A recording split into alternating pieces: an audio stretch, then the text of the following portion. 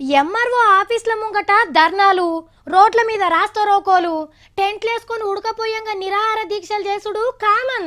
బస్సులాపుడు, లీడర్ల కార్లకు అడ్డం పడుడు కూడా పాత పద్ధతే. ఇక సెల్ ఫోన్ టవర్లెక్కి దుంకుతామని బెదిరించుడైతే మా చెత్త ఐడియా. మీరు కూడా జరంత అప్డేట్ కాన్రి, లోకం చూడండి ఎట్లా మారుతుందో.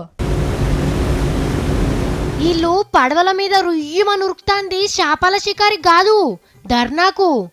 అంటే అవతలొడ్డుకోయి ధర్నా చేస్తారేమో అని అనుకునేరు. కాదు, సముద్రంలా ఆఫీసర్లతోని లడాయిపోతుండ్రు.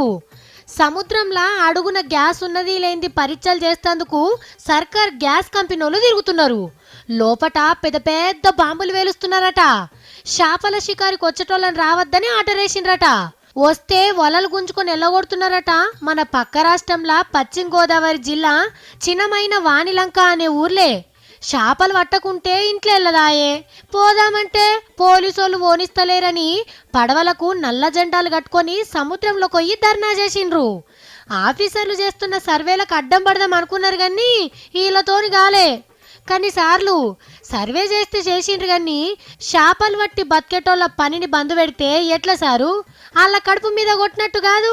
సర్వే పనులు ఒడిచేదాకా రోజుకింత లెక్కని కట్టి ఉండ్రి, గప్పుడు ఎవ్వరికి తిప్పలుండది.